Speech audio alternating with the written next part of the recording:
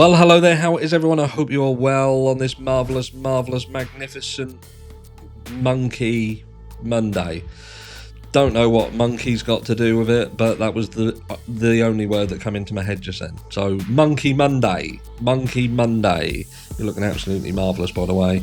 I hope you have a fantastic week. It's good so far, but it is only around 9 a.m. on a Monday morning, so let's watch someone come along and spoil it. But anyway, if you didn't catch the live last night between myself and JB Gunner, do not worry, I will be releasing some of the highlights from the live later on today. So for those of you who do not and have no interest in sitting there for an hour and a half, you get to at least see some of what was discussed. So keep your eyes peeled. If you're not subscribed to the channel, subscribe, like this video, because you know you love karma, and if you do nice things will come back round to you. But let's get into the meat and potatoes, as I am finally talking about it. So many of you have reached out to me and voiced your, I suppose, confusion that I haven't spoken about it, bearing in mind that I have generally spoken about just about every single thing that there is to talk about in the Idaho 4 case. Obviously, this lime green, what seems to be kind of a lime green Elantra story came out a few days ago. I initially saw it via Truth and Transparency. Lana was talking about it, and then a load of you have subsequently sent me information, including some quite compelling pieces of information connected to it. And look, what I'm going to start with is this, my kind of why I weren't even going to touch it. Even up to last night on the live with JB, I said this green Hyundai Elantra, it's just not a rabbit hole I'm willing to fall down. But then, in the words of the late great, I can't even remember who sung it, but what a difference a day makes, 24 little hours. And here we are, not 12 hours later, and I'm talking about it. So what happened? I hear you now. What happened, Ash? How did you go from not wanting to talk about it, not willing to fall down the rabbit hole, to now you're on here talking about it? Are you just using it to earn some money so you can buy a Starbucks? Because I know you like Starbucks. There are other coffee brands. But no, look, someone had been emailing me during the live last night, and they had sent me some information. Not going to tell you who that person is, but there's quite a lot of information. And look, I still struggle with it, because I think to myself, so would there really be someone who had a basically lime green Elantra who lives in the vicinity of this house, or spends time in the vicinity of this house, whatever, is around this house, and then decides to drive their car to this house and to commit this crime or be involved in this crime? It seems a little bit far-fetched. And I also feel that if it would have been connected to this lime green car, then why wouldn't it have just been pulled up in the first place? What's so important about this person, this individual, this specific car, that every single person it's like a it's ludicrous.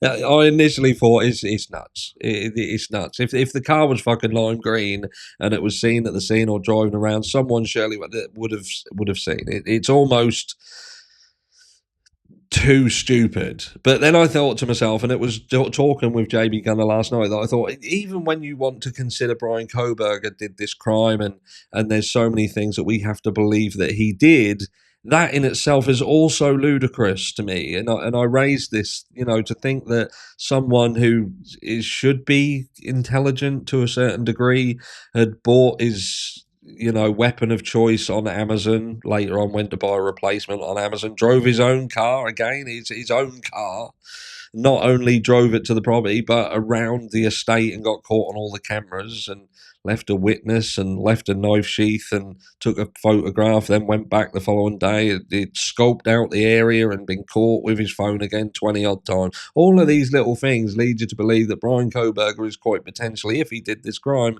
the single most stupid person that has ever held a K-bar. But look, with respect to the green Hyundai Elantra, there was one piece of it, and I'm going to put some pictures on the screen so you can see, because this is something that did tweak my curiosity, because the person who reached out to me, pardon me, it sent me some pictures, some other information as well that I won't divulge in this video. But regarding the number plate positioning, and it was about the positioning of the number plate on the green Hyundai Elantra versus the picture that seems to depict the front of the white Hyundai Elantra, the white one, that is supposedly the white Hyundai Elantra that Bryan Kohberger owns. And this picture, it looks to me like there is indeed a number plate at the front of the car, and it is positioned lower than where you would expect a standardized number plate fitting to be. And I initially didn't think much of it. I then went through all of the pictures that I could find on the internet and around the Idaho 4Ks and tried to go back as far as I could to distance it from this story. So it would have had to have been something from months ago, and I did indeed find images of the front of the white Hyundai Elantra from months ago. So there was no mention, no correlation, no connection, nothing to do with the green Hyundai Elantra. And lo and behold, this picture seems to depict the exact same thing. And that is that if you look carefully, and don't get me wrong, what I will say is that this is not me saying 100% that the car that's caught on camera by the cameras around 1122 King Road of the car that they're saying is Bryan Kohbergers has a number plate fitted to it 100%. I'm not saying that. I can't say that. I don't think that the images are clear enough to depict anything about that, only that it's a car. And it's a car that is a colour that under infrared light would appear to be white. But we do know that under infrared light, the vast majority of colours do appear to be white, including green. So there is that. There is that.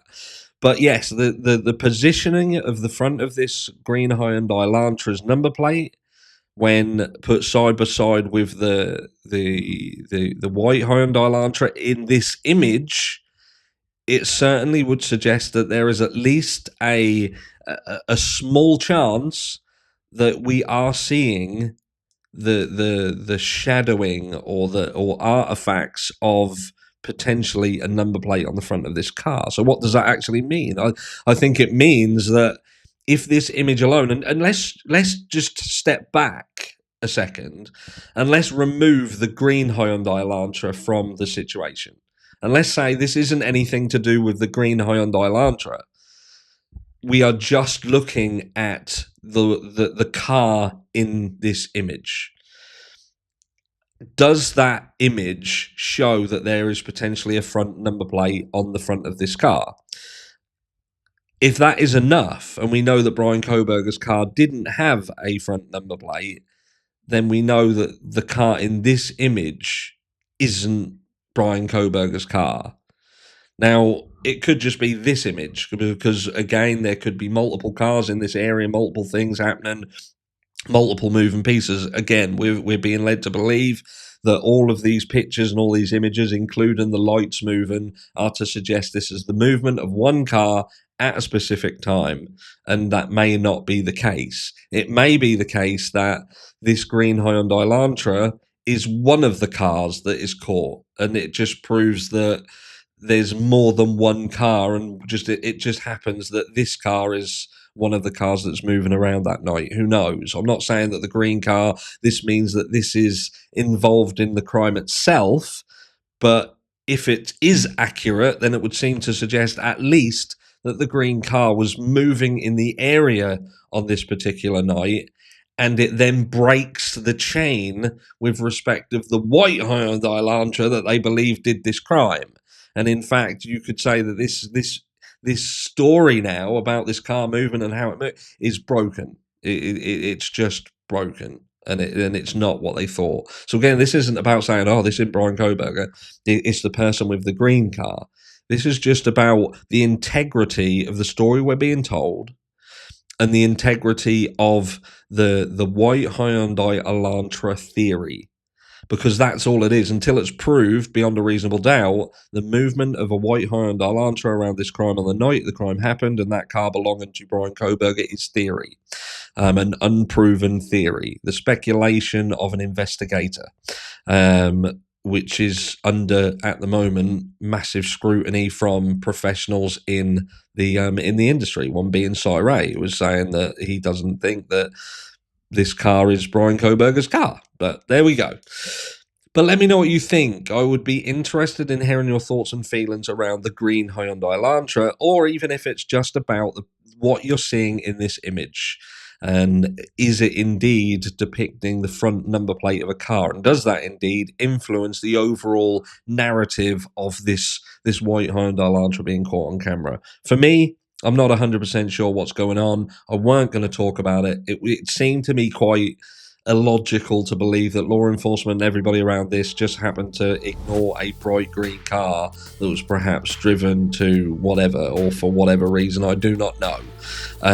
But look, that was compelling enough for me to bring it to you and have a little bit of a change of heart, and at least believe that there's a potential that could this car have been out on that night and break the chain of that narrative of this one car driving around to do this crime. Again, let me know what you think down below, and keep your eyes peeled out for some of the highlights from last night's live coming later. Love you all. Mwah.